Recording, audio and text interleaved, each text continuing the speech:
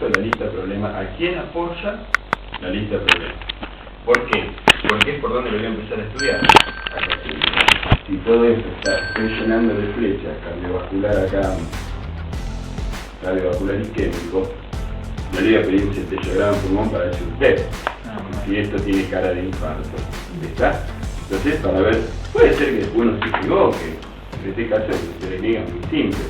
Puede ser que a veces lo que pediste es en radio normal y tenés que ir a profundizar e irte para otro rumbo, ¿de acuerdo?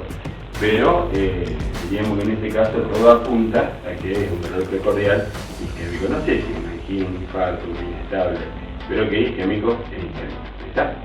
Bien, entonces, lista de problemas, dato guía, y acá lo que estuve haciendo fueron los diagnósticos diferenciales. Todas las flechas, esta fue diagnóstico diferencial. Después viene la parte de métodos complementarios. Para no equivocarse este orden, acuérdense que vos vas a pedir métodos complementarios en función de los diagnósticos diferenciales que tenés en tu mente, o sea que el diagnóstico diferencial hay que escuchar. ¿Se acuerdan del dolor torácico y más aún con estas características? ¿Qué descartábamos de entrada?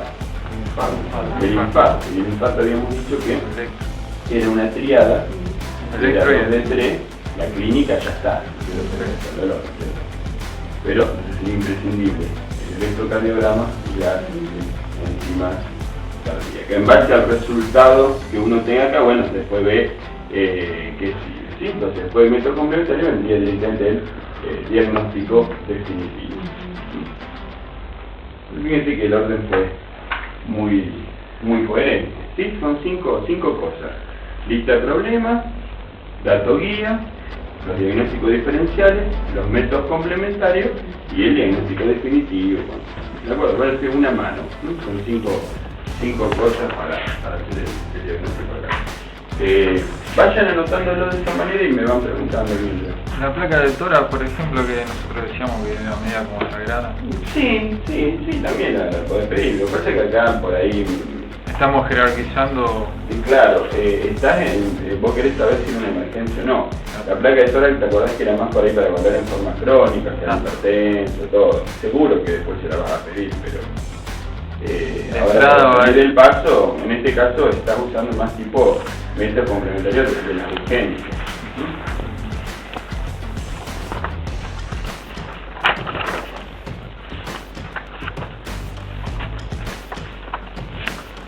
¿Juan Manuel lo puede hacer? Ahí está. No. Porque... Bueno, vos estuviste en la total la vez pasada. No, porque a la total después vamos a recuperarla. Bueno, bien. Bueno, la segunda pregunta ya estaría contestada. ¿Qué métodos complementarios utilizaría para confirmar el diagnóstico? Si quieren pedir alguna cosa más, por supuesto. O sea, generalmente una vez que ya alguno le va a sacar sangre, hagan un hemograma. Ahora tienen que saber cómo están los triglicéridos. Hay que ver si no hay una glicemia elevada, si no hay un diabético. Entonces, como todavía no vimos muchas de estas patologías, triglicéridos y colesterol lo vimos ayer, así que sí. Bien, después la tercera pregunta: en caso de ser un IAM, ¿qué encontraría en el electro y qué encontraría en las enzimas? Bueno, ¿cuántas horas pasó del dolor? 24. Pasó 24 horas. Supongamos que fue un IAM. ¿Qué encontraríamos? Bien, supra el nivel del ST, seguro. Y por ahí, si estuviésemos entrando en el evolutivo, podrías empezar a encontrar la onda Q, ¿sí? Pero, digamos, supra el nivel del ST, que seguro que va a estar.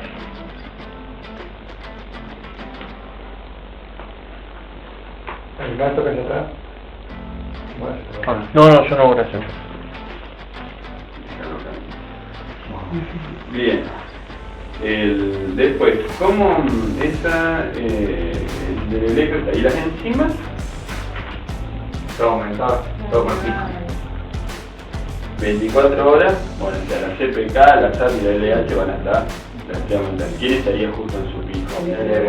La LH. Bueno. Y la última pregunta: una vez obtenido el diagnóstico definitivo, ¿cuál sería la propuesta terapéutica? Supongo que es un infarto. Acá ya directamente no iría prehospitalarios, porque ya lo tenemos ahí, así que directamente se ingresaría. ¿Cuáles eran los títulos, diríamos, los pilares del tratamiento del diablo hospitalario? ¿Se acuerdan? Medidas generales, era reposo, después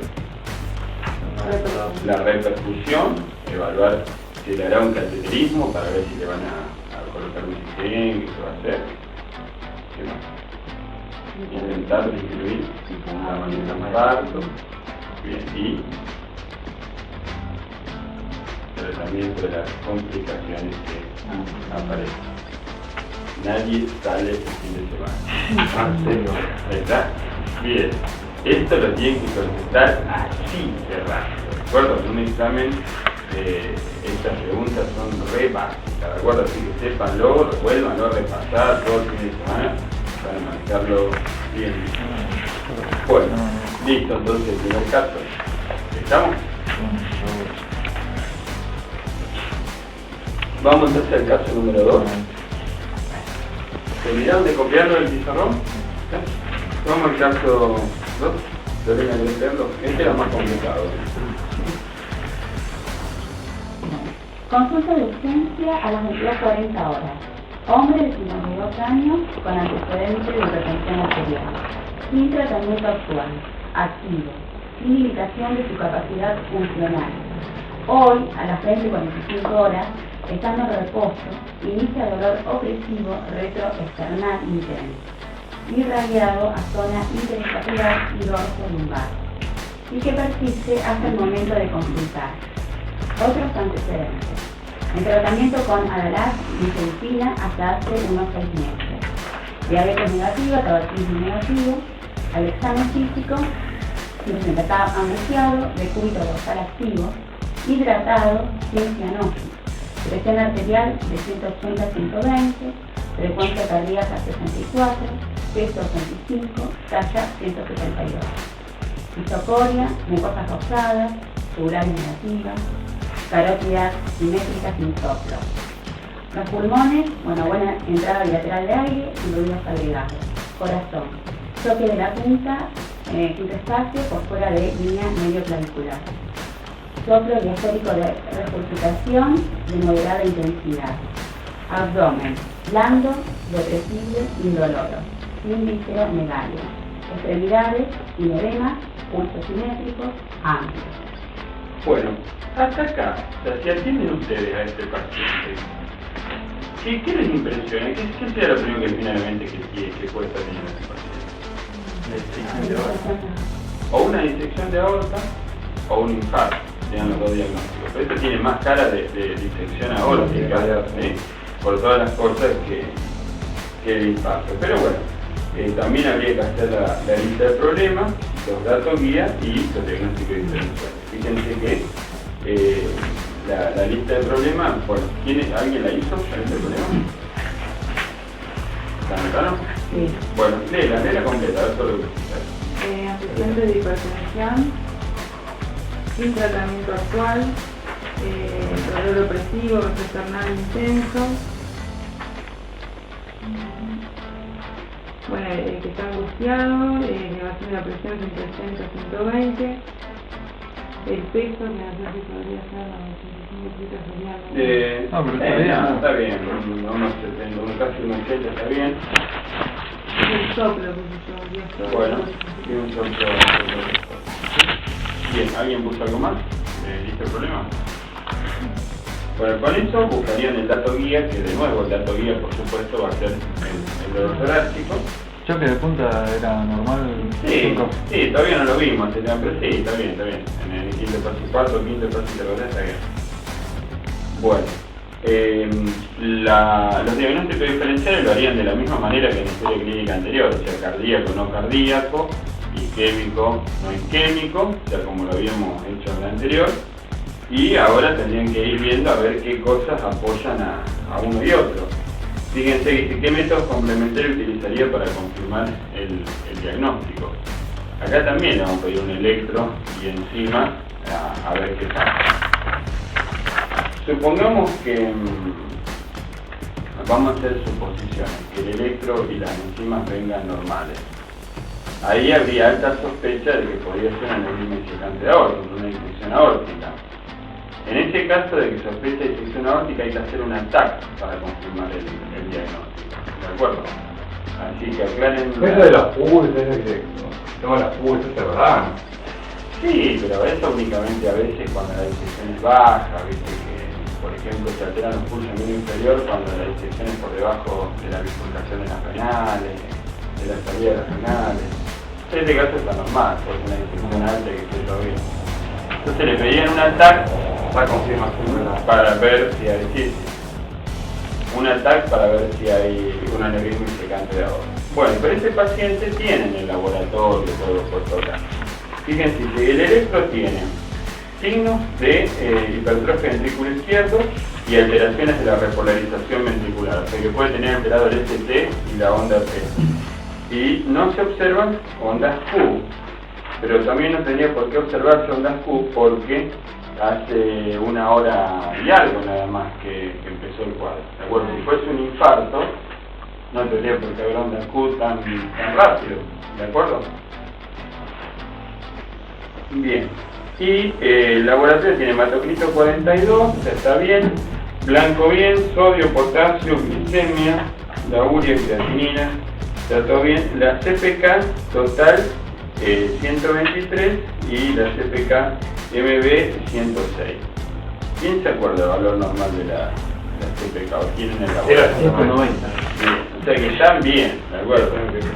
Bien, y la troponina es negativa. Ya con troponina negativa, probablemente ni siquiera aquí inestable, ¿sí? O sea que probablemente no sea un isquemia. Bien, con este paciente tenía un aneurisma disecante aórtica, por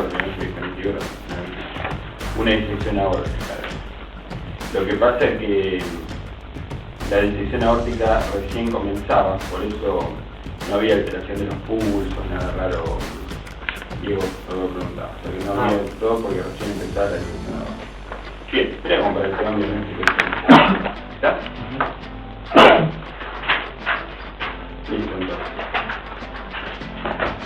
Lo más fácil es que te da la disociación de pulso.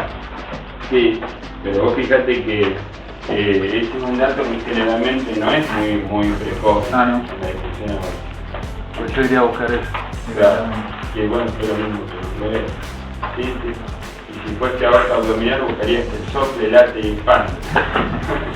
Contra muy poca vez, la gente sople, late y expande. Pero bueno, está bien, vale. Pero acuérdense el TAC. ¿El soplo tiene algo que ver con la disección o no? Claro. Respecto al soplo, yo se lo dejé en este triangulino para que vean que a veces el dato asociado que no tiene nada que ver con otra cosa. Y un comentario, último comentario. La primera historia clínica, no encontraba a nadie que esté mal medicado de algo, el paciente en la historia clínica. No necesito que buscar. Verdad. Bien, ¿por qué? Porque ¿qué tiene alterado el paciente? Los triglicéridos. Si tiene los triglicéridos altos no tiene que estar tomando estatina, tiene que estar tomando fibra. Está. Así que estaba mal medicado para los lípidos. Bien, hoy, como para ir intercalando un poco más simples, hoy vamos a ver varios temas, sobre todo varios temas cortos, o sea, no con la intensidad de hipertensión arterial con los isquémicos, que son capítulos enormes de la clínica médica. Primero vamos a ver hipotensión ortostática.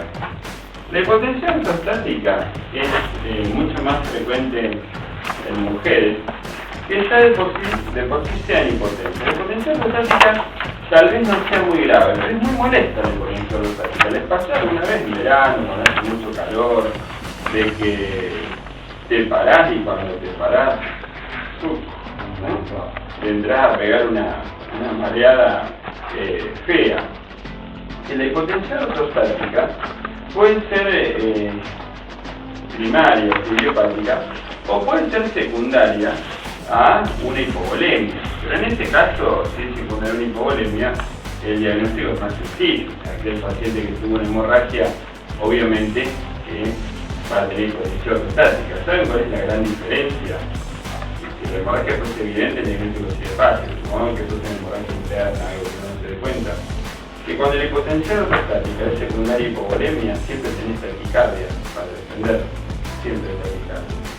En la hipotensión ortostática primaria, idiopática, la más común, que es la más frecuente en las mujeres, una característica que tiene es la ausencia de la taquicardia compensadora cuando uno se para.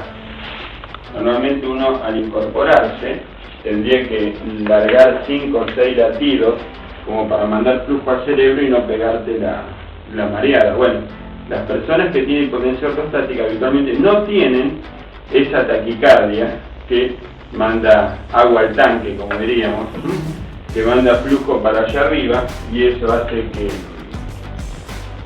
que se produzca la hipotensión ortostática. ¿Qué te pasaba vos con la hipotensión ortostática? Primero que fue de baja presión. Claro, ¿qué presión tenía normalmente? Y así, día de calor. Ahora te la tomamos, porque voy a grabar. Día de calor, ¿cuánto? Ya tenía 8-4. Yo tengo pacientes con 8-4, 8-4. Sí, rarísimo. La lástima.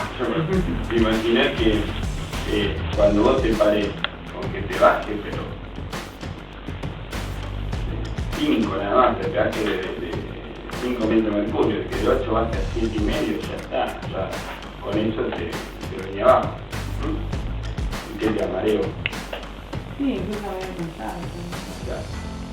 Bueno, entonces la hipotensión ortostática, como ven, la más común va a ser esta, la idiopática primaria.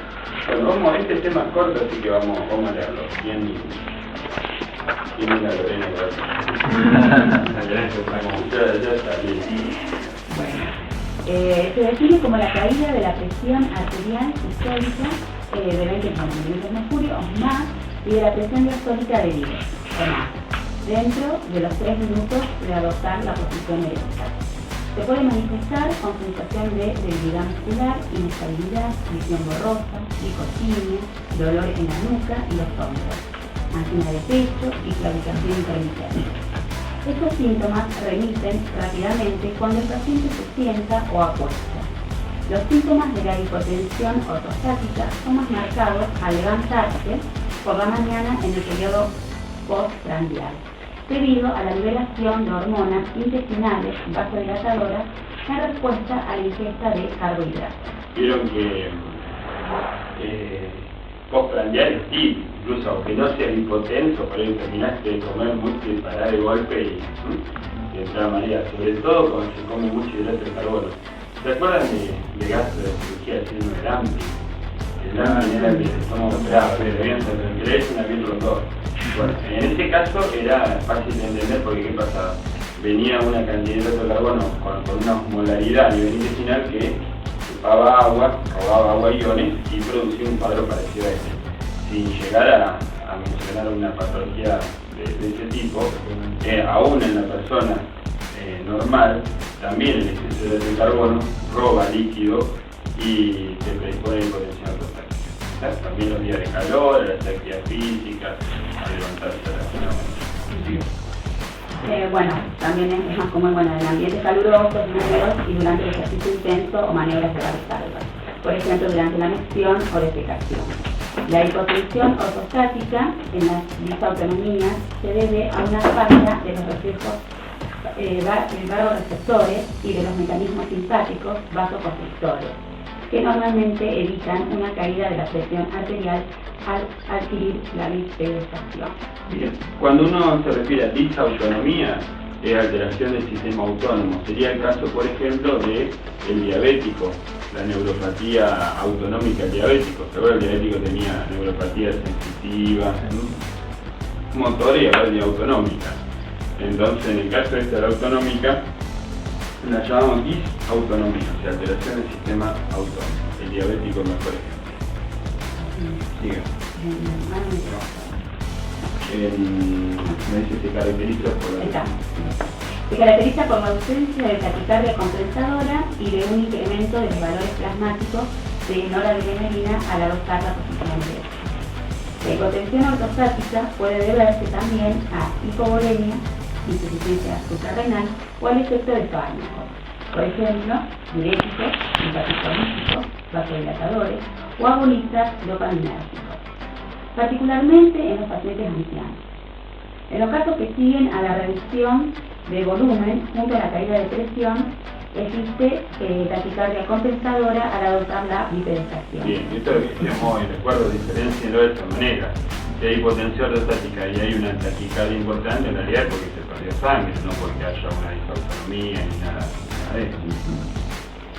Existe un numeroso grupo de pacientes que sufren intolerancia ortostática y están predispuestos al síncope. Debido a la... Disculpame, te interrumpo. Eso quiero que lo marquen, porque el tema que vamos a ver en un ratito es síncope. Y el tema es que cuando se tiene hipotensión ortostática, bueno, se trata de tenerla en cuenta, sí, porque se puede llegar a predisponer al síncope. La diferencia habitualmente entre la hipotensión ortostática y el síncope es que en el síncope tenés pérdida de conciencia, ¿de acuerdo? En la hipotensión ortostática, digamos, te pegás la mareada y prácticamente la mayoría de las veces no hay pérdida de conciencia, lo que se conoce la lipopimia, o sea que sería una inestabilidad con una nubilación, borrosa, pero no hay pérdida de conciencia. Sí, sería como la hipotensión ortostática, la muestra gratis del síncope. Gracias. En los que están predispuestos al síncope debido a la activación de reflejos vasodepresores y cardioinhibitores. Estos pueden desencadenarse por situaciones de ansiedad o durante la hiperestación, síncope neurocardiogénico o vasovagal, tos irritativa o maniobra de Valsalva, por ejemplo durante la misión, hipersensibilidad del seno carotídeo o irritación de las vías aferentes vasodepresoras en la neuralgia del nervio glosofaríngeo. Ubican el reflejo hiperactivo del seno carotídeo, ¿sí? Las personas que apenas tocas el cuello, los corpúsculos carotídeos detectan, interpretan como que hubiese aumentado la presión arterial, como los apretaste. Entonces mandan información al burgo de que bajen la actividad simpática y que aumenten la vagal. Pero cuando es hiperactivo, la actividad vagal, la bradicardia. Entonces si empezaba a masajear, empiezan tu. Y ahí pueden hacer un síncope o una hipotensión ortostática. Algunos pacientes desarrollan una taquicardia exagerada al adoptar la posición erecta, síndrome de taquicardia postural. Las causas comunes de hipotensión ortostática son diabetes, fármacos, alteraciones del sistema nervioso central, amiloidosis, alcoholismo, estancia prolongada en cama, hipovolemia, reflejos anormales, arritmias, etc. Pueden descartarse por la anamnesis, exploración física o exploraciones complementarias adecuadas para cada caso. Fíjense que es lógico que ante un paciente con hipertensión arterial no descartemos una diabetes, todo eso por supuesto va a ser con la edad, bueno, la floresta no lo vamos a tener. Bien. El objetivo fundamental del tratamiento de la hipotensión ortostática es aumentar el tiempo durante el cual el paciente puede tolerar la posición erecta antes de tener que sentarse o acostarse para evitar la pérdida del conocimiento. El objetivo no debe ser alcanzar un valor predeterminado de presión arterial. Fíjense que el objetivo acá en el tratamiento va a ser que el paciente no se maree, más aún que no vaya a perder el conocimiento, no una cifra de presión arterial. Eso es importante entenderlo porque eso te hace entender la terapéutica. Vamos a seguir con lo que ella contaba, el caso de ella. Con una presión de 80-40, cualquier persona va a tener hipotensión ortostática. En este caso, por ahí a lo mejor sería más coherente subir la presión de base, con dieta con más sal o con se puede hacer.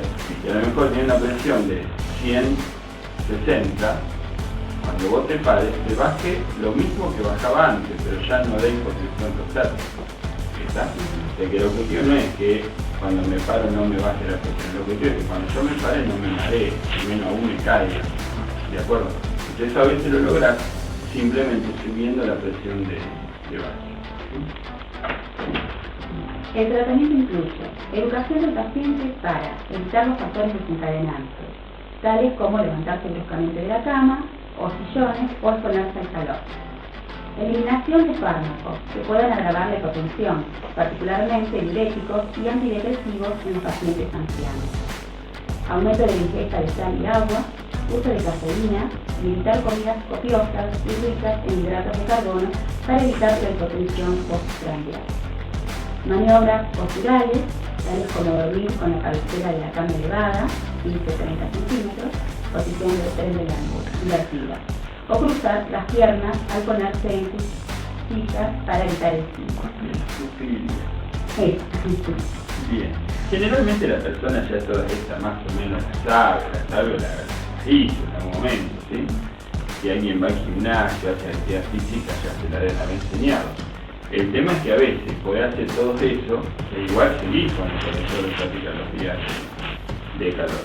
Entonces vamos a ver que a veces hay que recurrir al tratamiento. Fíjense que el punto 6, tratamiento farmacológico. Tenemos la fludrocortisona. La fludrocortisona es el único corticoide más parecido que hay a la aldosterona. Es un símil aldosterona. Entonces la fludrocortisona es un mineralocorticoide que constituye la primera línea de tratamiento. ¿Qué haríamos con la fludrocortisona? Subimos la presión arterial de base. ¿De acuerdo? O sea, se sube directamente toda la presión arterial de forma permanente. La persona demasiado hipotensa de base convendría que esté con él. Después, una alternativa es el uso del Esfortil, que es el clorhidrato de etilesprina, 5 a 10 gotas, 3 veces por día, o algún otro fármaco simpatimétrico. Pero este acá en Argentina es más usado. Es barato, no es tanto barato la etilesprina. Pero las 5 a 10 gotas sublingual, por ejemplo, de Esfortil, te dura 4 o 5 horas el efecto nada más. ¿Usás esto? Cuando era más chica me lo dieron, porque desde que era adolescente. Me imagino, desde la adolescencia. 12, Ahora 13 no, años. ya de grande, después no me desmayé más, pero Mm. cuando me desmayaba sí me había empezado. Yo por ahí los pacientes que tengo con esto, a algunos le hago durante todo el verano, con unas 5 gotitas a la mañana, 5 gotitas a la tarde, y hasta la media tarde y después 5 a la tardecita, a la noche. Sí, Durante me el verano, o sea, mientras los días más calurosos. Bueno, y en algunos casos se puede acudir a otras medicaciones como la hidrocortisona, que ya son casos de o la fludrocortisona para subir de base o las gotitas de Esfortil. ¿Listo? ¿Está? Bueno, hipotensión prostática, nada más. Vamos a pasar al síncope. Bueno, el síncope lo vamos a desarrollar completo con una historia clínica. Todavía no hicimos ninguna historia clínica. Les voy a mostrar de qué libro es. Miren, este libro es un libro de casos clínicos. Y acá vamos a ver, la mayoría de los temas son muy difíciles, son de posgrado. Hay algunos que están buenos para ustedes. Este libro hace lo siguiente. Digo, todos los casos que están, vamos a tener el caso clínico desarrollado, algún método complementario que tenga. Después está el diagnóstico que el paciente tenía y todo el tema desarrollado. Y no solo desarrollado, sino que aplicado a ese paciente de historia clínica. Y lo último, 5 puntos, que es lo que no te puede olvidar del tema. Lo sagrado del tema que no podés cachar. Entonces, cualquier tema está de esa manera. El caso clínico, el tema y lo que no se puede olvidar. Así que en este de síncope está lindo, el tema así que lo vamos a ver de ahí. Bueno, les voy a explicar, vamos a hacer un esquema primero del síncope y después leemos el caso clínico. El síncope, acuérdense que se define como la pérdida brusca de conciencia con rápida recuperación. Pérdida brusca de conciencia con rápida recuperación. Ahí en la segunda hoja, donde está el tema desarrollado, está esa puesta. ¿Sí? Pérdida brusca de conciencia con rápida recuperación.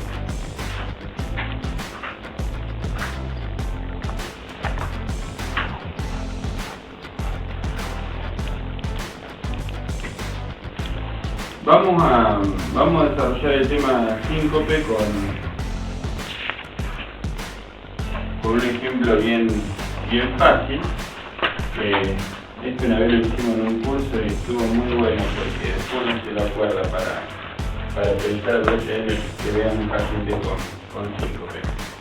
La aplicación de la irrigación cerebral 2 se puede hacer con el chiste que hacemos siempre de que no te llega agua al tanque. Bueno, en realidad es bastante gráfico, bastante válido. Fíjense que el sistema de agua, esto vamos a hacer que es el bombeador, como en las casas de fin de semana que hay un bombeador para mandar el agua al tanque. Esta casa puede ser que tenga problemas con su sistema de agua por varias razones.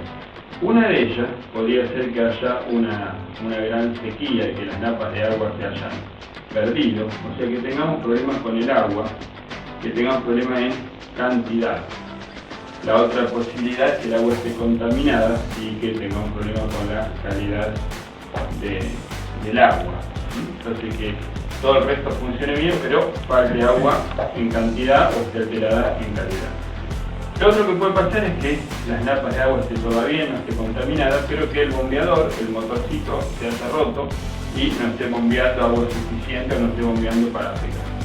Otra posibilidad es que la cañería que va desde el bombeador hacia el tanque esté alterada y no esté mandando arriba. Y lo otro es que el tanque, que para nosotros los diccionarios esté pinchado, esté roto y directamente el problema sea propiamente allá arriba. Cuando esto lo traducimos a lo biológico, que es lo que nos interesa, el agua por supuesto que va a representar la sangre del paciente y alguien puede tener un síncope porque tiene una hipovolemia, porque tiene una deshidratación, ¿no? Porque tiene cualquier tipo de pérdida de líquido en agudo. Vamos a poner directamente reducción de líquido para que pongan la causa que quieran. O puede haber un problema en calidad, o sea que haya una anemia severa, que la volemia sea correcta, pero haya un hematocrito por el piso, o que haya una hipoglicemia, o que haya alguna intoxicación, monóxido de carbono, alguna cosa así que altere la calidad de la sangre, que haya una uremia, que haya NH de amoníaco, como el paciente Parkinson. En definitiva, alteraciones en cantidad o calidad de la sangre pueden llevarnos a un síncope. Después, supongamos que todo lo relacionado con la sangre, cantidad o calidad, esté bien, y el problema esté en el bombeador o la cañería. Por supuesto que bombeador para nosotros va a ser corazón y esta cañería van a ser las carótidas. Respecto a las carótidas, lo que podría pasar es que tengamos placas de ateroma, cosa frecuente, sobre todo en los ancianos, las placas de ateroma, creo que después hacen la endarterectomía. ¿Se acuerdan que recibió una endarterectomía Menem y de la arruga? ¿Sí? Vieron que tiene muy buen resultado, ¿verdad? Bueno, la endarterectomía. Entonces, carótidas podrían estar obstruidas por eso. Y a nivel cardíaco podríamos tener un síncope por varias causas. Por un taponamiento cardíaco, por un IAM, por una ICC que se descompensó, pero lejos, la causa más importante, que de este lugar acá arriba, son las arritmias, son las arritmias. Acá también podría haber alguna valvulopatía que se rompa, valvulopatía, pero lejos, arritmia es la causa más importante de bien, estas dos, corazón y carótida, la voy a llamar cardiovascular, corazón y carótida. Y la última posibilidad puede ser que la sangre esté bien en cantidad y calidad, corazón funcione bien, carótida esté destapada, pero el problema esté propiamente dicho en el sistema nervioso. Son las menos frecuentes, los menos frecuentes son los síncopes de causa neurológica. Y esto podría ser por un traumatismo cráneoencefálico, por un AIT, por un ACV, por una esclerosis múltiple, por un tumor, por una epilepsia, y podríamos poner varios, etcétera, raros más. Entonces, como ven, hasta acá tenemos sistema nervioso, por un lado sangre y cardiovascular. Una división fácil para hacer es dividir cardiovascular por un lado y no cardiovascular por otro. ¿Por qué?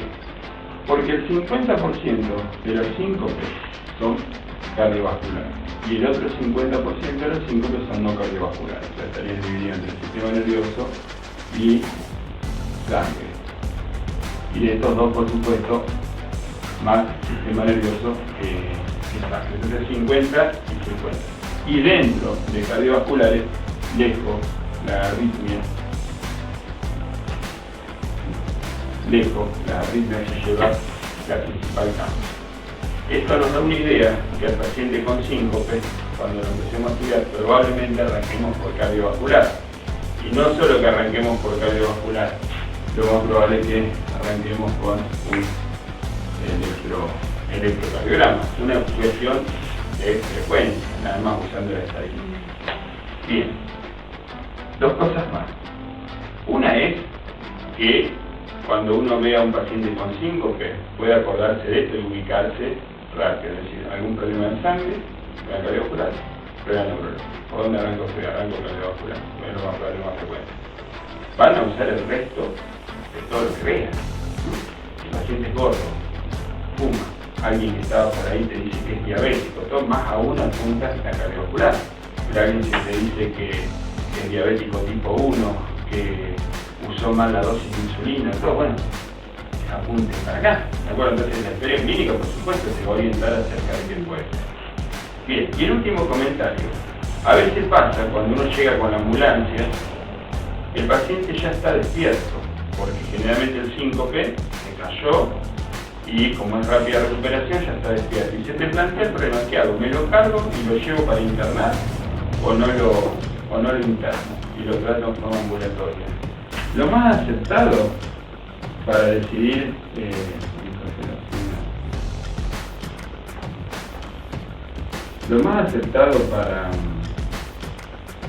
para internarlo, acuérdense que van a hacer lo siguiente. Cuando el síncope viene, sospecha cardíaca,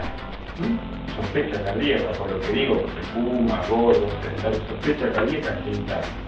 Y cuando el síncope produjo un traumatismo grave, un traumatismo importante, se cortó la cabeza, se lastimó, se golpeó la cara, pero cuando el síncope produjo algún tipo de traumatismo, también se interna. Los dos que tienen intervenciones, síncope de sospecha cardíaca o síncope que generó un tipo de traumatismo. ¿Queda entendido hasta acá? Háganse todo.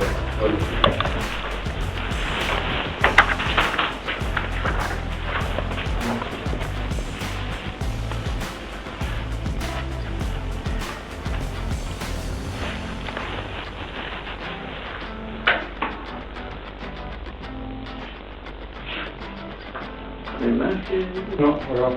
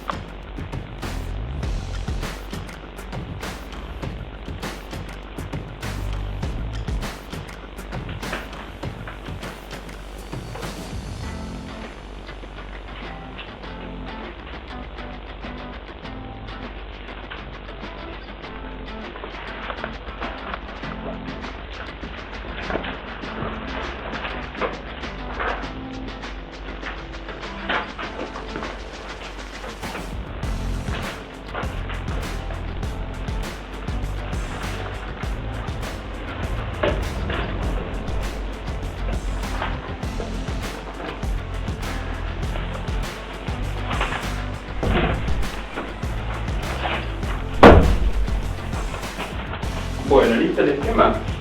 Vamos a leer el caso clínico. Lorena, todo tuyo.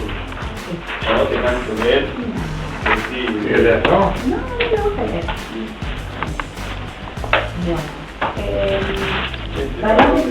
Varón de 55 años con síncope y mientras trabaja. Bueno, varón de 55 años, hombre de negocio, que presenta heridas en la frente después de haberse desmayado en el trabajo. Cuando caminaba por un vestíbulo, sufrió un brusco colapso, con pérdida de conciencia durante 30 segundos, sin incontinencia. Al despertar, se encontraba aturdido y con dolor en la frente, aunque por lo demás no tenía molestias. Hábitos sedentarios, gran fumador y bebedor de una cierta cantidad de borbón. El borbón, supongan que es como el coñac. El borbón es para los yanquis lo que es el coñac para el inglés, ¿no? El borbón se llama el coñac, una bebida blanca bien potente, ¿cierto? Bueno, por la noche. Su padre murió a los 60 años por un infarto de miocardio. No toma medicación alguna. Exploración física. Constantes vitales. 90 pulsaciones regulares. Presión arterial de 150-90. General o en varón ansioso. Sin signos de enfermedad aguda. En la cabeza herida de 4 centímetros sobre la ceja derecha. Boca, lengua sin lesiones, fondo del ojo normal, cuello, sin soplo, corazón. S4 es como R4. Acuérdense, las denominaciones yankee usan sound, usan sonido en vez de ruido, ¿sí? Así que S4 con una de R4. Bueno, corazón R4, tórax limpio, vascularización periférica, sin soplo, pulso y presión arterial iguales en las 4 extremidades. Neurológico normal. Observaciones complementarias. Leucocitos en 1400, hematocito 49, análisis de orina normal, sodio 144, potasio 4,6, cloro 104, bicarbonato 28, BUM 20, creatinina 1,1, calcio 9,5, magnesio 2,5 y niveles de alcohol y drogas pendientes. Electrocardiograma de ACT. Bien. ¿Por qué le pidieron nivel de alcohol y drogas a este paciente? ¿Qué les parece?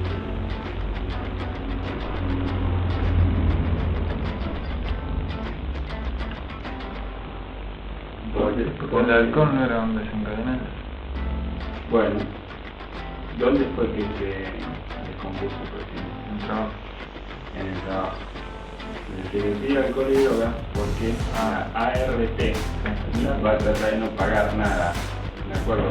Si el paciente había tomado alcohol o tenía alguna droga, la aseguradora de trabajo no paga. ¿De acuerdo? Entonces por eso piden alcohol y drogas para ver si en horario de trabajo no había estado tomando alcohol. ¿De acuerdo? Bien. Después, el electrocardiograma está lleno de extrasístoles ventriculares. Todavía no vimos electro, que lo vamos a ver la semana que viene. Pero les digo, este tipo de electrocardiograma es el electrocardiograma nuevo que saca en forma simultánea de a 3 derivaciones, o sea, D1, D2 que está abajo y D3 que está abajo, fue sacado en el mismo momento. Después, ABR, L y F están sacadas en el mismo momento, y lo mismo B1, B2, B3 y después 4, 5 y 6. La diferencia de este electro con el electro lineal clásico es que en el electro lineal las extrasístoles las agarrás justo por donde ibas pasando con el electro. Pero en este caso, como está sacando 3 derivaciones en forma simultánea, por ejemplo, cuando ustedes ven el cuarto latido en D1, se ve algo raro ahí, negativo, chiquito, que no sé del todo qué es. Pero cuando lo miro, a ese mismo latido, lo miro en D2 y D3, se ve perfecto que es un extrasístole ventricular. Entonces la ventaja de este electro es que se permite ver el mismo latido de 3 lugares diferentes. Por ejemplo, fíjense en ABR, ABL y ABF, los 3 últimos latidos. En ABR no se entiende bien qué es. En ABL hay algo raro, pero en ABF se ve que es una tripleta de extrasístole ventricular. Son 3 extrasístoles ventriculares.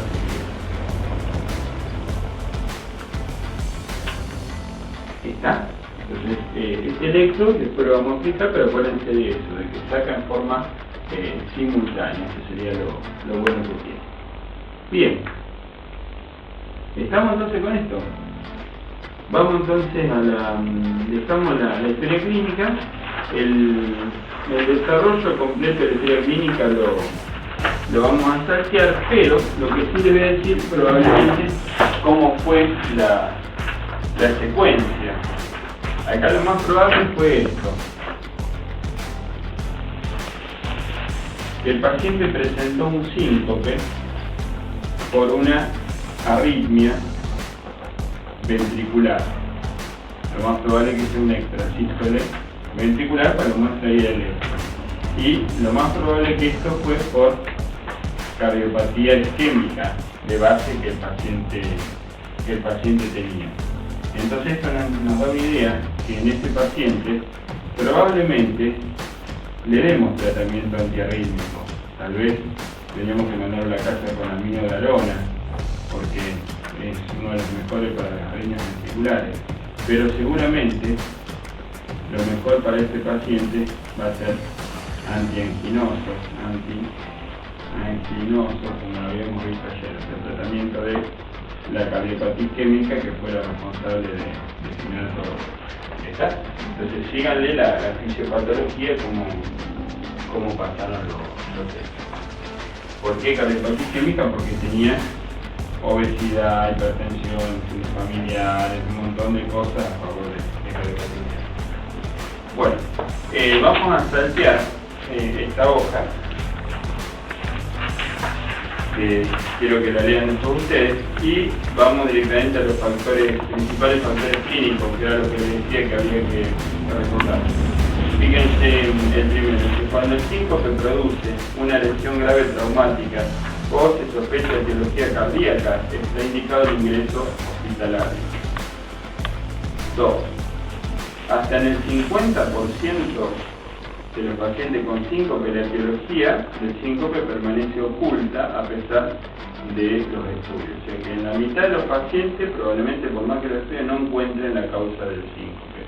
Es bueno saberlo para no enloquecerse, de saber que hasta la mitad de los casos puede que lo estudien y no encuentren la causa correcta. Después, las causas que sí las identificaste, que sí las encontraste, dijimos que se dividían 50 y 50. 50 cardíacas, 50 no cardíacas. 4. El síncope cardíaco es más frecuente en varones y en presencia de historia previa de angina, arritmias ventriculares, infarto o insuficiencia cardíaca.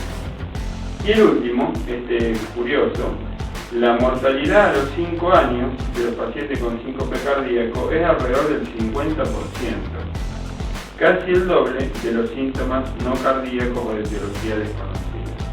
¿Por qué la mortalidad tan alta? Porque obviamente si imaginan con esto que está puesto acá, si no se hace nada, mortalidad a los 5 años 50% es bastante lógica, porque en algún momento va a ser una arritmia ventricular que directamente, más que tener síncope, haga una muerte súbita. ¿Está? Y recuerden que en este caso la flecha podría venir para ahí.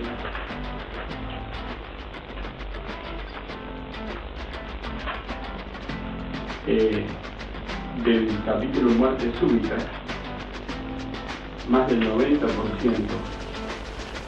de las muertes súbitas siempre son por arritmias ventriculares. Prácticamente hablar de muerte súbita es hablar de arritmia. ¿Cómo se define muerte súbita? Como un paciente que las 24 horas previas no tenía patología evidente. Obviamente estaba con un típico que dice, mira, se murió, nunca ha ido al médico, estaba, obviamente, a simple vista, no tenía nada, pero el paciente, por supuesto, que había una patología de base. Entonces, muerte súbita, acuérdense que era el paciente aparentemente sano las 24 horas previas.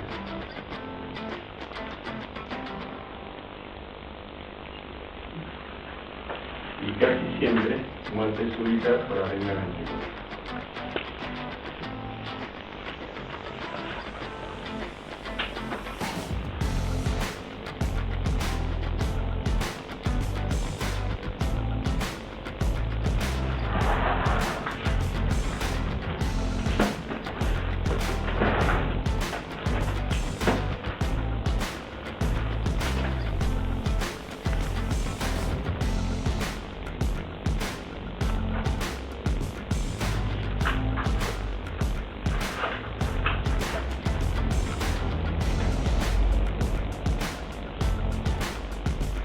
¿Está? Bueno, y lo último de este tema, ahí tienen una lista de causas que da el libro, donde hay más causas. Lo que vamos a hacer de este grupo es simplemente, no lo vean como lo dice acá el cuadro, saquen causas de acá y colóquenla en la clasificación que habíamos puesto nosotros. ¿De acuerdo? Hicimos ahí sangre, corazón y sistema nervioso. Sacan causas de acá, después cuando lo repaso, por ejemplo, nosotros pusimos arritmia, bueno, acá se pueden fijar que pueden ser bradiarritmia, taquiarritmia, las arritmias que se pusimos otras causas cardíacas, hasta taponamiento cardíaco, disfunción aórtica, podrían ir nombrando diferentes causas. Bien, bueno, 5P, listo. Les queda leer la parte del desarrollo del tema, si ven algunos datos más y saquen causa acá y colóquenla en el gráfico que hagamos. Bien, vamos a pasar al otro tema que es pericarditis.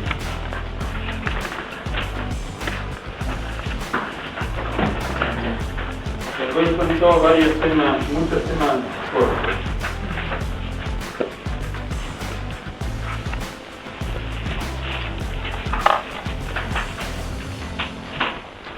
Bueno, pericarditis. La pericarditis tiene una triada que es dolor, frote y fiebre. La pericarditis aguda. ¿Por qué lo de cada uno de ellos? La fiebre, porque cuando uno va a la parte de la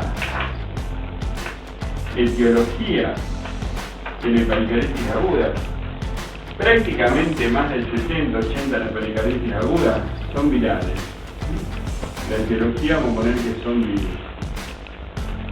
El problema es que son virus de difícil diagnóstico. ¿Se acuerdan del Coxsackie, el hecho, todo eso?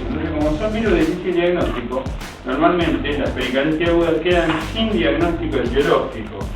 De ahí que en la etiología se puso un signo de pregunta y grandote, como que quedan como supuestas idiopáticas, entre comillas, diríamos, pero la mayoría de veces son virales. De ahí la fiebre que tiene la pericarditis. El frote es con las dos cerosas raspándose y el dolor es exactamente por la misma cosa. O sea, el dolor y el frote van de la mano. O sea, el frote está generando el dolor. El dolor y el frote están nada más que unas horas. ¿Por qué están nada más que unas horas? Porque generalmente pasado 1 o 2 días o varias horas, las cerosas se defiendan con la presencia de derrame pericárdico. El derrame va a hacer que las dos cerosas se separen y cuando las dos cerosas se separen va a disminuir el dolor, para el paciente va a ser un alivio y por supuesto va a disminuir el frote. O sea que si hay derrame no va a haber ni dolor ni frote. Bien, para hacer el diagnóstico de pericarditis, en el hemograma podemos encontrar aumento de los blancos, porque es un proceso infeccioso, podemos encontrar aumento del eritro. En el ecocardio, sirve únicamente el ecocardio para mostrar el derrame. Después no muestra otra cosa. Si hay una pericarditis sin derrame, el ecocardio es normal. Y respecto al electrocardiograma, el electrocardiograma, lo habíamos visto el otro día, tenía supranivel del ST en prácticamente todas las derivaciones y se acuerdan que tenía concavidad superior, ¿sí? Así que teníamos que poner acá, así vamos a hacer P, así. Si llegan a encontrar la onda T alterada, puede ser que se corresponda a una pericarditis, pero miren un segundo esto. En la pericarditis va a haber primero el ST elevado en todas las derivaciones, después se va a normalizar y posteriormente que puede alterar la onda T. Entonces que a esto le podríamos poner también que podría haber alteraciones de la onda T. Por supuesto que sea una T negativa. Ahora, si llegan a encontrar simultáneamente, en el mismo momento, ST elevado y onda T negativa, tiene más cara de infarto que de pericarditis. ¿De acuerdo? Entonces no coexiste el ST alterado y la onda T alterada en la pericarditis. Primero está uno, se normaliza y después aparece el otro. Pero si los dos están juntos, no es pericarditis. Es más probable que sea un infarto. ¿Con quién se está acá? Si es por eso.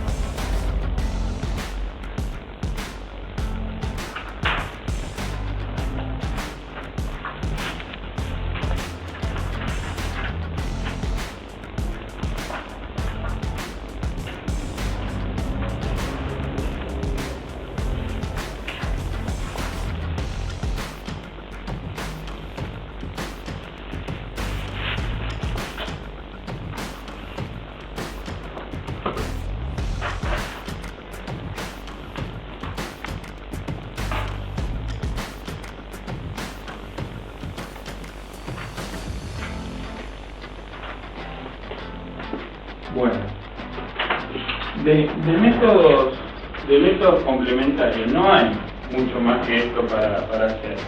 Fíjense que en el caso de que la sospecha es viral, quedan sin diagnóstico biológico. Nadie se va a poner que le haya diagnosticado un Coxsackie o un esto, son todos virus muy difíciles de aislar y la serología bastante dudosa. Así que después de esto directamente se va a tratamiento. Diríamos que lo más importante que tuvo todo esto es hacer el diagnóstico diferencial de que no vaya a ser uriano. ¿De acuerdo? Diagnóstico diferencial con infarto. Y respecto al tratamiento, directamente va a ser sintomático, va a ser DAIME, en espera que el cuadro se resuelva.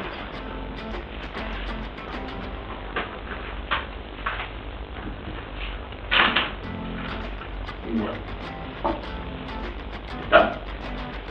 Puse directamente pericarditis, así que lo completo de esta. Mírenlo igual después, pero nada más. Y a lo último, pericarditis, en la segunda hoja de pericarditis, está para diferenciar derrame pericárdico, estrangulamiento cardíaco y pericarditis constrictiva. Que les explico rápido que era cada vez lo puse, porque muchas veces lo preguntaban, entonces directamente yo lo agregué hace unos años atrás. Derrame pericárdico. Derrame pericárdico no necesariamente implica pericarditis. O sea, el derrame pericárdico es cuando ya se supera la cantidad de líquido normal, el trasudado normal que la acidosa pericárdico tiene, como bien. Ahora, un derrame pericárdico se puede producir por dos causas. Se puede producir por inflamación, que sería derrame pericárdico por pericarditis. Pero podría ser un derrame pericárdico no por inflamación, no inflamatorio, como en el caso de las anasarcas, cuando vos tenés un síndrome urémico, cuando tenés hipoalbuminemia, o sea, cuando estén alteradas las leyes de Starling, que vos podés tener ascitis, derrame pleural, y podés tener derrame pericárdico y vas a tener probablemente edema periférico, los pies hinchados. Entonces, no necesariamente derrame pericárdico implica que haya una pericarditis, ¿de acuerdo? Si hay un derrame pericárdico por pericarditis, fue primero la pericarditis. Y la pericarditis originó el derrame. Pero si no, puede que haya un derrame pericárdico y no fue por una pericarditis, fue por algún factor sistémico. El derrame pericárdico no altera la hemodinamia del corazón. El derrame pericárdico no altera la hemodinamia del corazón.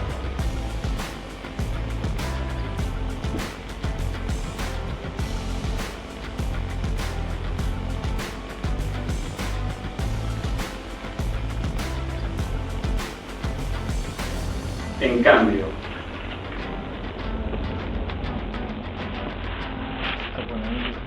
el taponamiento, si tiene algo que lo caracteriza el taponamiento, es alterar la hemodinamia del corazón. ¿De acuerdo? El taponamiento cardíaco sería un derrame masivo.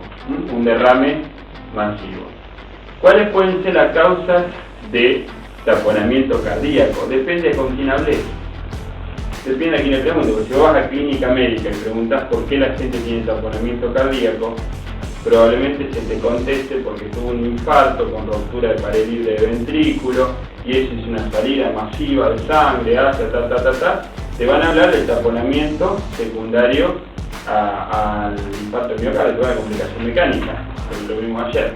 Pero si uno va al hospital de emergencia y pregunta por qué la gente tiene taponamiento cardíaco, te van a decir, no, ¿qué infarto en infarto? Hay dos causas. Una es el puntazo de arma blanca. Y la otra, el accidente de tránsito, donde el volante, pegando en el esternón o en las costillas, produce lesión de pericardio. Entonces, generalmente serían los dos grandes grupos. El taponamiento secundario a IAM, que es lo que se maneja en clínica, y secundario traumatismo. Y la última de las entidades,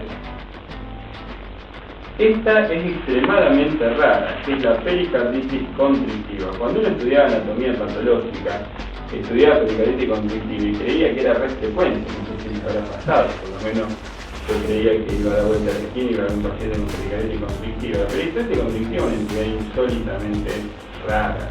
La pericarditis constrictiva es un paciente que tiene una pericarditis crónica con la característica de que va a producir un depósito de sales de calcio. Entonces esta pericarditis crónica va a producir un depósito de sales de calcio, va a mandar incluso la cáscara de huevo y va directamente alterando la función cardíaca, pero por el endurecimiento del pericardio. ¿Se acuerdan que era indicación de pericardectomía? O sea que había que tratar de pelarlo al corazón directamente. Pero no van a ver pericarditis, ¿sí? En cambio los otros, derrame, todo eso son cosas comunes. Muy bien. ¿Listo? Pericarditis, ¿está?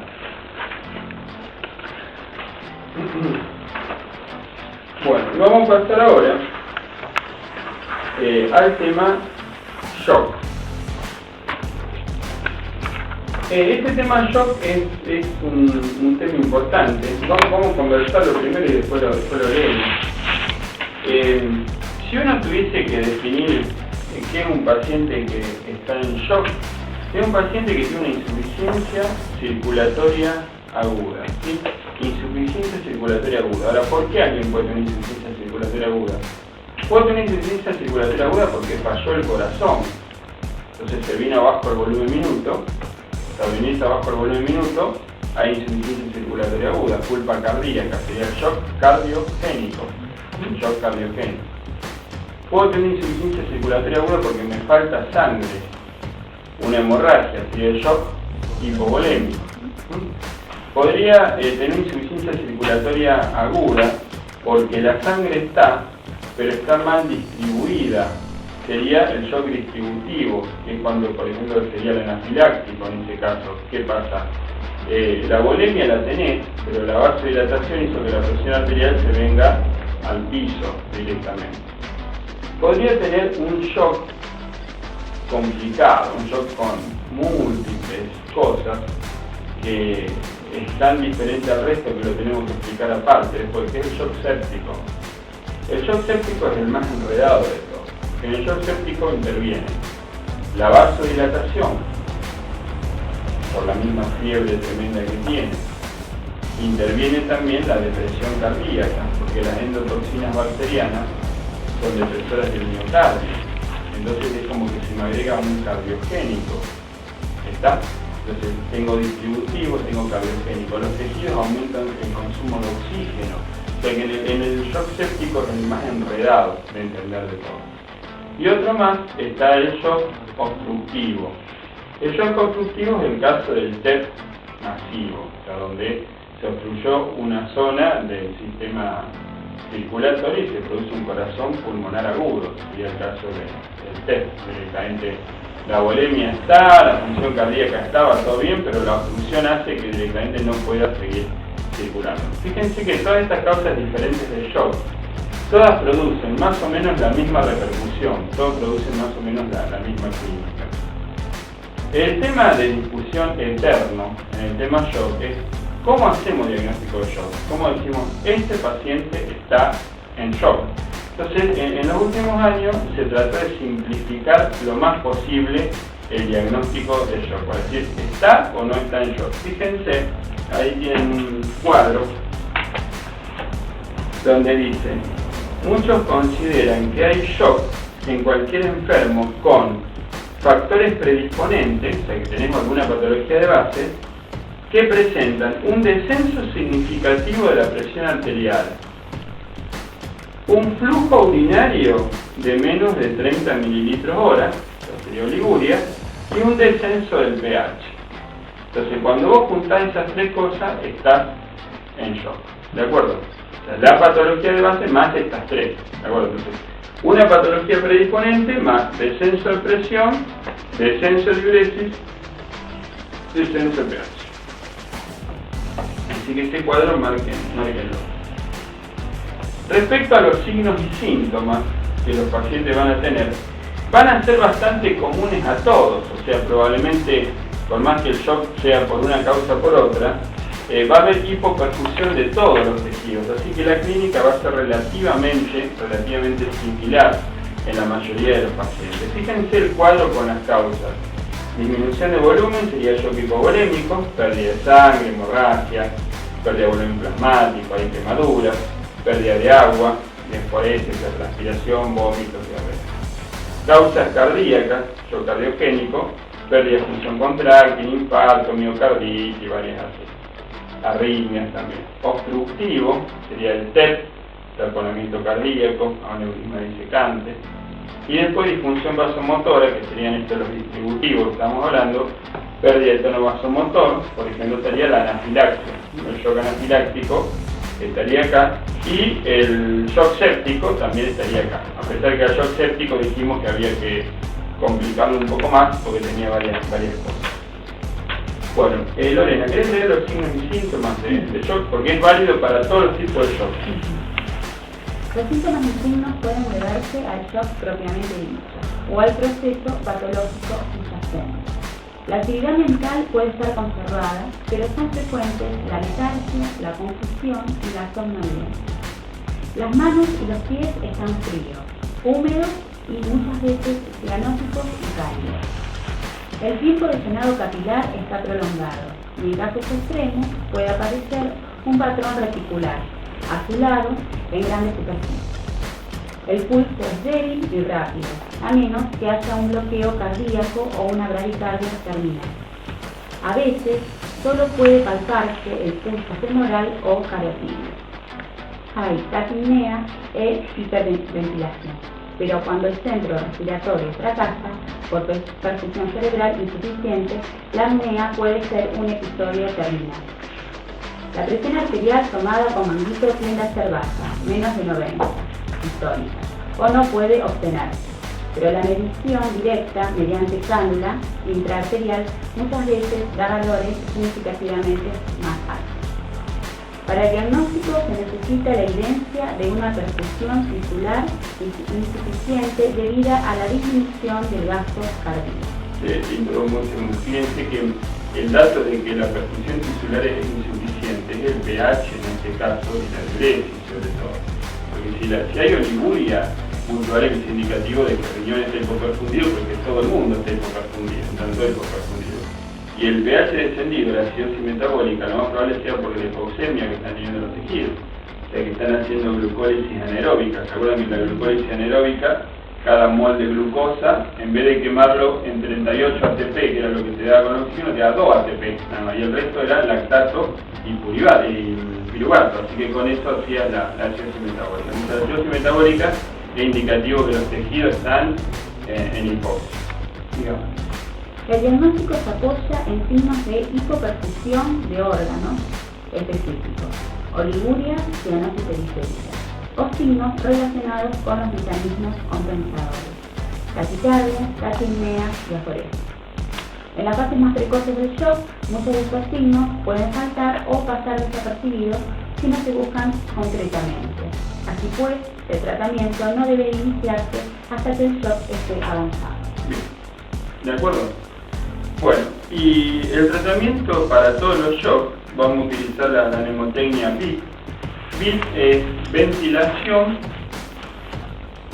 infusión, anótenlo, de ventilación, infusión, y la P de pumping, que sería bombeo, bombeando, sería bombeo cardíaco. No la tenemos, si la ponemos en castellano nos quedamos en mnemotecnia, así que BIP, acuérdense, ventilación, infusión y bombeo. Fíjense que sea cual sea la etiología del shock, todos necesitan las tres cosas, pero es más que lógico que cada shock va a tener un punto que es que más necesita. Si shock anafiláctico está con un broncoespasmo ahogado, con un edema de glotis, lo que más necesita es ventilación. Un shock hipovolémico lo que más necesita es infusión. Y un shock cardiogénico lo que más necesita es bombeo. ¿De acuerdo? O sea, a pesar que todos necesitan todo, te tenés que concentrar más en lo que más necesita cada uno de ellos. ¿Sí? ¿Quedó? Bueno, y el tratamiento específico de cada shock, tenemos el shock anafiláctico.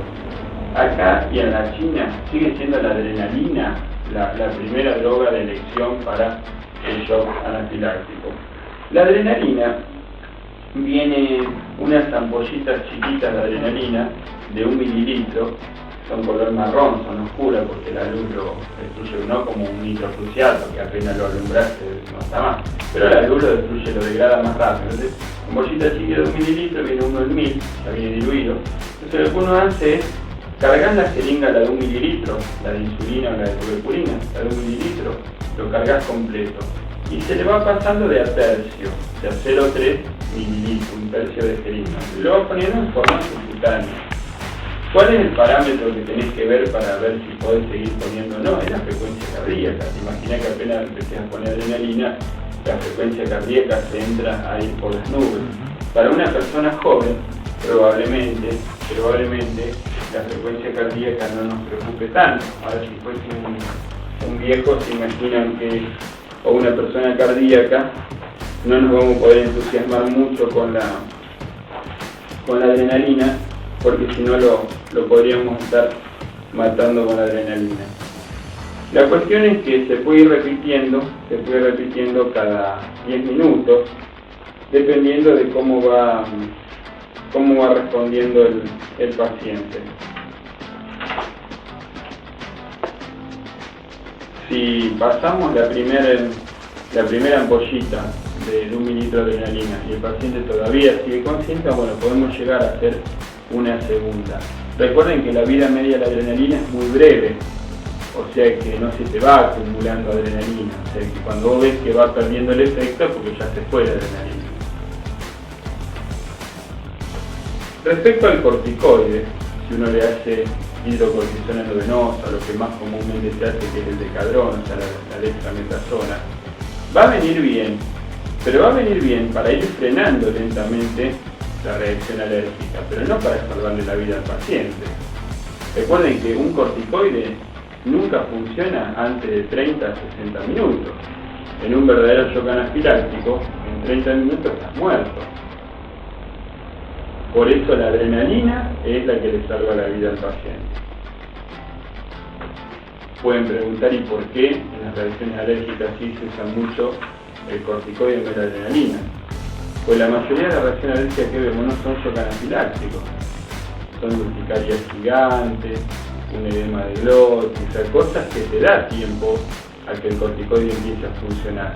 Pero un shock anafiláctico, en cuestión de minutos, el paciente se puso rojo totalmente y ahogado. O sea que tenés vasodilatación con caída de la presión y broncoespasmo. ¿Por qué se produjo esto? Porque el mediador químico del shock anafiláctico, ¿se acuerdan que la hipersensibilidad tipo 1 es la histamina? Y la histamina te mata por vasodilatación con broncoconstricción. La adrenalina te salva porque la adrenalina da vasoconstricción con broncodilatación. Exactamente lo contrario. Estos precios están un poquito desactualizados, pero igual se los quiero mostrar. Miren lo que cuesta, costará el doble de lo que dice acá, nada más, ¿eh? Miren lo que cuesta una ampolla de adrenalina. Están pintadas, ¿eh? 1 peso, 2 pesos, ¿sí? Miren. Fíjense, la ampolla de adrenalina. Hay de 1 peso, de 2 pesos. Eso cuesta una ampolla de adrenalina. Es una medicación que no pueden obtenerla. No cuesta 100 pesos. 1 peso, 2 pesos cuesta la. Y la que indica hasta 50 centavos. Porque como ves, la adrenalina sí o sí tiene que estar más y tenés área de cielo. ¿Conocen al doctor Octavio ustedes? Que murió de un shock anafiláctico, el flaco. Ustedes conocen al gordo, con el hermano, los dos estaban en histología. Los dos estaban el flaco, que era el hermano, bueno, era alérgico y a las picaduras de abejas. Y también estaban en una casa quinta, así le picaron unas abejas y buscaron 2 o 3 lugares donde le pongan adrenalina y nadie le quiso poner la adrenalina en la farmacia y un corticoide, otro corticoide, así que el medio de bueno, shock anafiláctico entonces está. Fíjense que en casos graves a veces se hace vía endovenosa también, internado, se lo puede intubar, después puede hacer lo que quiera. Shock cardiogénico. Para el shock cardiogénico la mejor medicación sigue siendo la dopamina, porque es la que más años de experiencia se tiene. La dopamina, cuando uno la da a dosis baja, menos de 3 microgramos kilo minuto, la dopamina no va al corazón. Con esa dosis, la dopamina va únicamente al riñón para mejorar la perfusión renal, aumenta el flujo plasmático renal con esa dosis. Por eso la vamos a tener que usar a dosis moderada, que es 5 a 10 microgramos. ¿Por qué? Porque con 5 a 10 microgramos kilo minuto va al corazón y es inotrópica positiva en corazón, pero con esa dosis, ¿de acuerdo? Con esa dosis.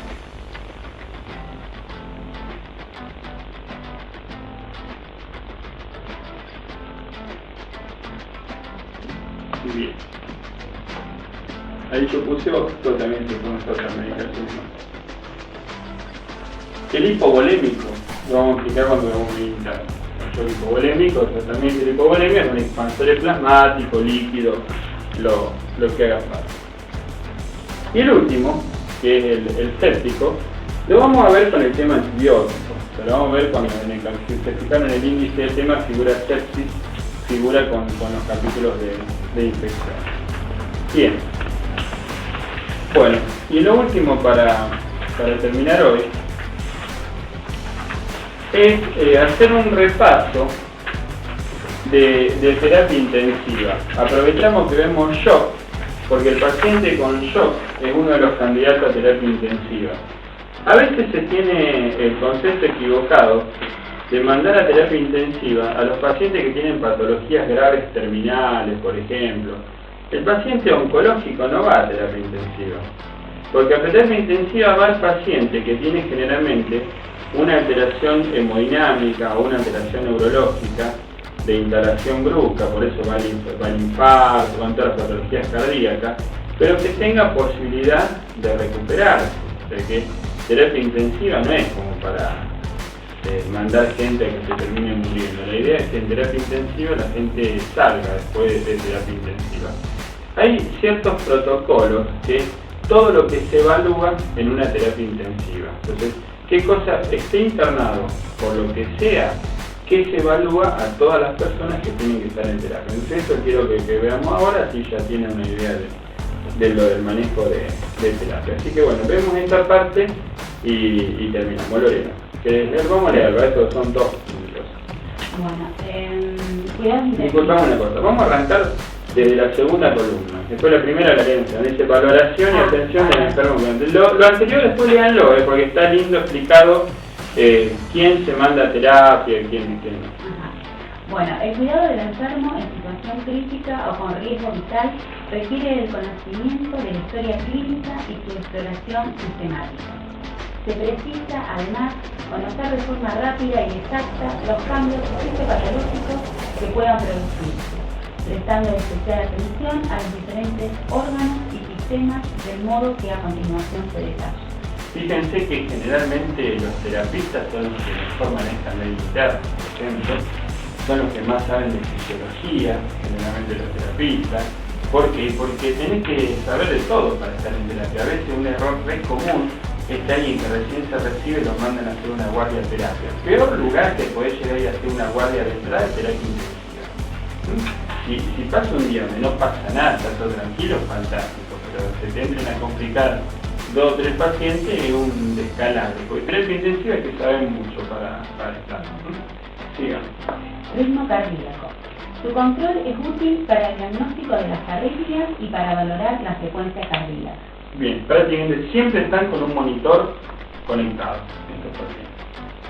Función respiratoria. El examen físico, la gasometría arterial y la oximetría son imprescindibles.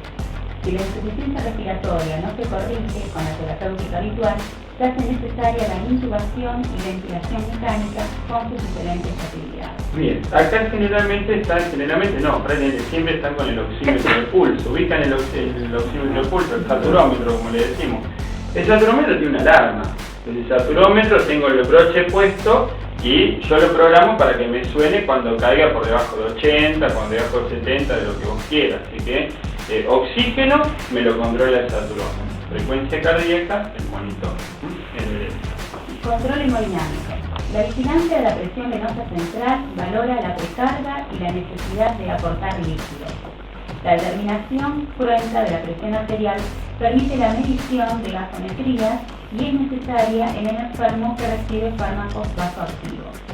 El control de la presión de la arteria pulmonar con un catéter de Schwann permite el tratamiento de enfermedades cardíacas complejas, de la insuficiencia respiratoria grave y la clasificación y tratamiento de las situaciones de shock. La función ventricular puede medirse de forma incruenta con ecocardiografía bidimensional transcraniana. Bien, acá este tercer punto, el rey es el catéter Schwann. Acá el catéter Schwann, el lunes yo se los voy a mostrar, yo tengo fotos de todo, de terapia intensiva en la computadora. Así que el lunes lo vamos a ver a cada uno de estos aparatitos en el primer rato. El catéter Schwann, lo bueno es que uno coloca el catéter Schwann, ¿sí? Entra, coloca, lo manda a aurícula, lo manda a ventrículo, y el catéter Schwann tiene varias salidas, ¿sí? Entonces lo coloco, lo voy a enchufar en el monitor y bueno, uno me va a medir presión venosa central, el otro presión arterial, el otro volumen minuto. Y aparte el catéter Schwann tiene una vía de entrada, porque ya que tengo un acceso directo al corazón, aprovechemos que funcione como una manguera para poner lo que haga falta. Así que una es un canal para poder administrar medicación, pero si no, salen como mínimo cuatro sensores tiene para medir diferentes cosas. Imaginen que en lo hemodinámico no hay nada más útil que un catéter Schwann. Valoración neurológica. El nivel de conciencia, la reactividad pupilar y la respuesta motora son básicos en el control del enfermo neurológico. Si se sospecha lesión neurológica, se realizará una TAC. La medición de la presión intracraneal con catéter permitirá conocer la presión de perfusión cerebral y proporcionará una aproximación al valor del flujo sanguíneo cerebral, que también puede medirse con la saturación venosa de oxígeno yugular y de forma incruenta con ultrasonografía Doppler transcraneal. Bueno, esto es todo opcional, porque este punto tendría que estar teniendo trastorno neurológico severo. Si no, directamente va a venir el servicio de neuro y va a hacer la escala de Glasgow. Directamente va a notar qué Glasgow tiene a la mañana y qué Glasgow tiene a la tarde el paciente, ¿de acuerdo? Sin hacer ninguna otra cosa rara. Ahora, si uno dijese, ¿cómo o qué es lo que se puede llegar a monitorizar a nivel del sistema nervioso? Bueno, es la presión venosa central, ¿sí? Catéter para presión venosa central. ¿Vieron poner eso? Se hace un agujero en el cráneo y se pone la válvula, está pegada, desagradable. Eso realmente se impresiona siempre que lo ves, porque obviamente un paciente del cual le sale un catéter de la cabeza. Este es el balón para medir presión venosa central. Pero digamos que únicamente si hubiese una necesidad suprema de hacer eso, sino con que se haga el Glasgow, ya está. Vamos al punto 5. Función renal. Se valorará con control horario de la diuresis, determinaciones analíticas y radiológicas. Las técnicas de depuración renal incluyen la hemodiálisis y la hemofiltración. Esta última ocupa hoy una posición predominante. Bien. Bueno, digamos que lo más simple de función renal es la diuresis. Soporte nutricional. La nutrición temprana en el enfermo crítico evita el estado hipercatabólico que hace al enfermo más susceptible a las complicaciones. El paciente ha de recibir un aporte nutricional adecuado por vía enteral y, en su defecto, por vía parenteral. Bueno, el suplemento nutricional en ausencia de patología digestiva se lo puede alimentar de entrada bien al paciente. Siempre traten de hacer alimentación enterálica, sonda nasogástrica, y entrar a pasar alguna de todas las comiditas esas que vienen para pasar por sonda. ¿Conocen las latitas esas, las de Ensure, por ejemplo? Vienen con hidrato de carbono, con lípido, con proteína, todo lo que lo puedan pasar vía enteral siempre va a ser más fisiológico. O sea, se recurre a la vía parenteral, a la alimentación parenteral únicamente en casos de suma necesidad. Acuérdense que cuando tenés que hacer alimentación parenteral, por ejemplo los lípidos, uno está obligado a pasarlo por vena central, así que ya hay que canalizar yugular o subclavio, ya es más complicado. Por eso siempre tratar de usar la vía enteral. Bueno, listo entonces. Como ven,